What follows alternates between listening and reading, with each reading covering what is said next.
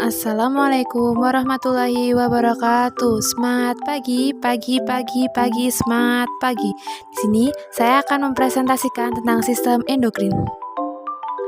Perkenalkan, nama saya Ungin Agusta Putri, NIM 200205122 dari kelas 20A3 dari program studi D3 Reka Medis.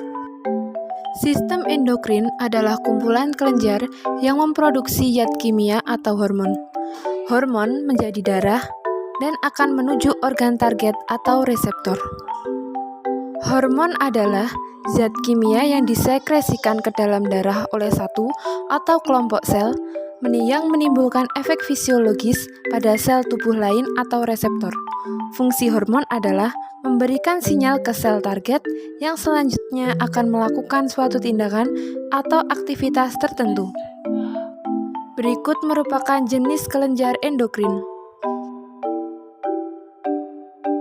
Yang pertama adalah kelenjar hipofisis yang disebut master of gland atau kelenjar pengendali karena menghasilkan hormon yang mengatur kelenjar hormon yang lain. Contohnya sebagai berikut.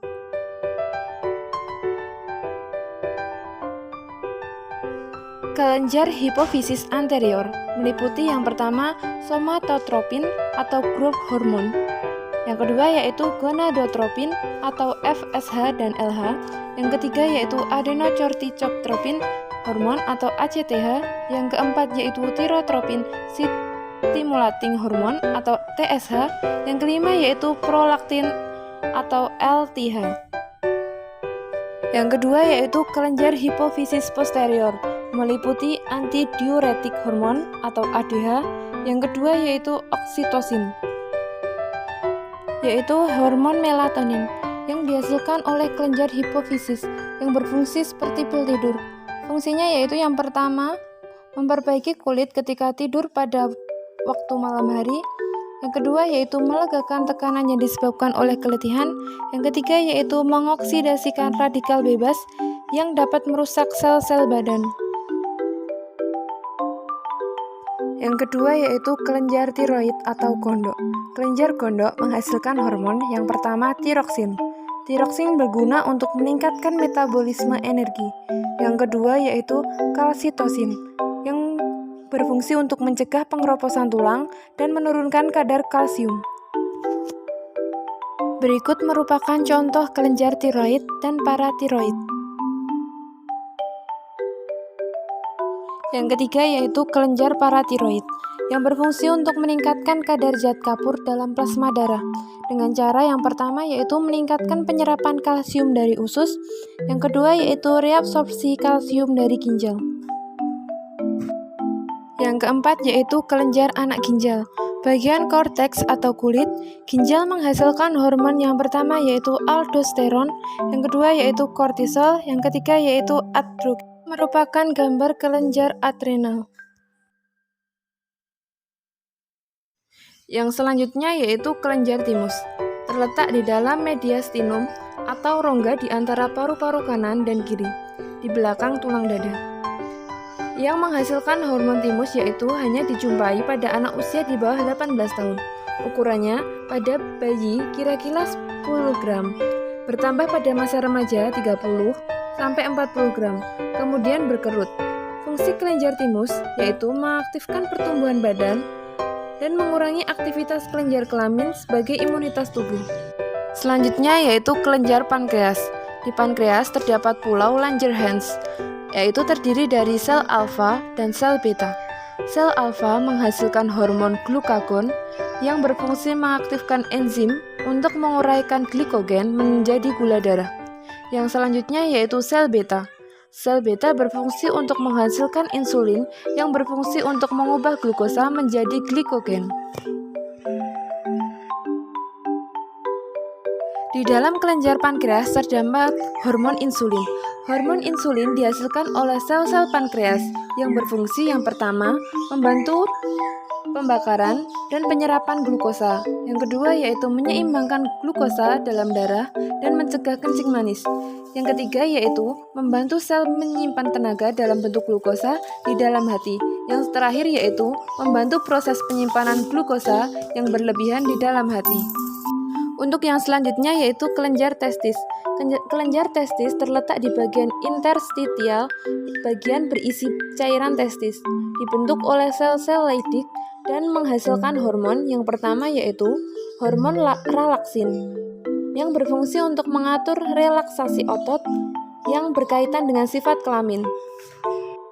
Yang kedua yaitu hormon testosteron, yang berfungsi untuk mengatur pembentukan sperma dan ciri kelamin sekunder pria. Berikut merupakan contoh hormon testis. Hormon testis adalah hormon seksual terpenting untuk laki-laki. Fungsi hormon testis yaitu yang pertama, mengawali keinginan seks, yang kedua yaitu merangsang pembesaran otot, tulang, kulit, dan organ seks. Yang ketiga yaitu merangsang pembesaran rambut, janggut, dan organ kelakian. Dan terakhir yaitu menambah baik fungsi otak dan penglihatan dan daya pemahaman. Selanjutnya yaitu kelenjar ovarium.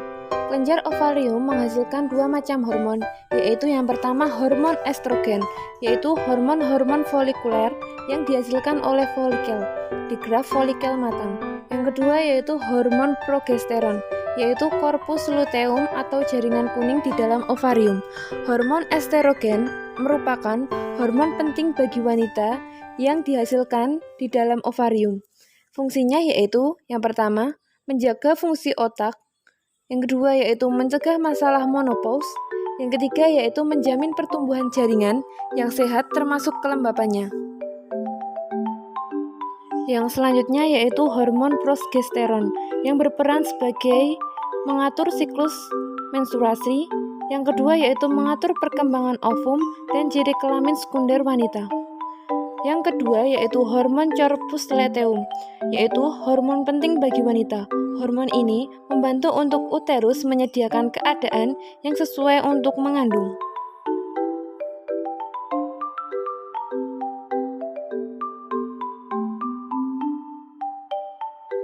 Beberapa gangguan pada kelenjar hipofisis. Yang pertama yaitu ginginistisme. Ginginistisme ditandai yaitu peningkatan ukuran tubuh secara menyeluruh, lengan, dan tungkai yang memanjang secara tidak proporsional.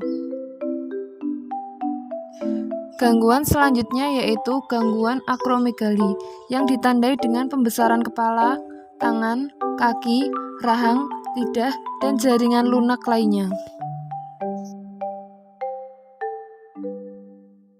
Beberapa gangguan pada kelenjar adrenal. Gangguan yang pertama yaitu kortisol yang berlebihan menyebabkan sindrom Cushing yang ditandai oleh meningkatnya kadar glukosa darah, hiperglikemia. Yang kedua yaitu menurunnya protein dan meningkatnya timbunan lemak. Yang ketiga yaitu sebagian glukosa diendapkan sebagai lemak tubuh di atas bahu dan wajah sehingga disebut punuk kerbau atau buffalo hump dan muka bulan atau moon face. Gangguan selanjutnya yaitu pseudohermafroditisme, yaitu pada bayi perempuan yang ditandai dengan pertumbuhan genitalia eksternal pria. Gangguan selanjutnya yaitu pubertas precox. Pada anak laki-laki prapubertas, gejalanya yaitu pubertas precox antara lain suara menjadi berat, tumbuh jenggot, dan penis membesar. Gangguan selanjutnya yaitu penyakit Addison hypoadrenalisme. Penyebabnya yaitu pada 30% penderita kelenjar adrenal mengalami kerusakan akibat kanker, amyloidosis, atau penumpukan pada pati pada jaringan tubuh, tuberkulosis. Pada 70% penderita lainnya, penyebabnya tidak diketahui tetapi para ahli menduga bahwa kelenjar adrenal mengalami kerusakan akibat reaksi autoimun atau sistem kekebalan tubuh salah mengidentifikasi benda asing. Gangguan pada kelenjar tiroid. Gangguan yang pertama yaitu hipotiroidisme. Penyebabnya yaitu autoimunitas terhadap kelenjar tiroid yang justru menyebabkan peradangan pada kelenjar tiroid atau tiroiditis. Dampak hipotiroidisme berdampak pada timbulnya goiter tiroid atau pembengkakan kelenjar tiroid. Gangguan selanjutnya yaitu myxedema. Biasanya diderita oleh orang dewasa, ditandai dengan meningkatnya jumlah total cairan interstisial pada tubuh. Berat badan meningkat, penderita terlihat gemuk tetapi tidak sintal atau padat berisi. Gangguan yang terakhir yaitu kretinisme, yaitu keadaan di mana individu mengalami hipotiroidisme yang ekstrim selama kehidupan janin, bayi, dan masa kanak-kanak. Tanda-tandanya yaitu tubuh cebol atau kerdil, atau retardasi, atau IQ rendah. Gangguan yang selanjutnya yaitu gangguan pada kelenjar pankreas. Contohnya yaitu penyakit diabetes mellitus. Penyakit yang disebabkan oleh gangguan hormonal atau hormon insulin melibatkan metabolisme karbohidrat, di mana seseorang tidak cukup memproduksi insulin atau tidak dapat menggunakan insulin yang diproduksi dengan baik. Hiperglikemia atau gula darah tinggi dapat mempengaruhi arteri kecil sehingga suplai makanan dan oksigen menjadi berkurang yang menyebabkan infeksi atau ulkus atau luka, dan luka menjadi tidak sembuh, pandangan menjadi kabur.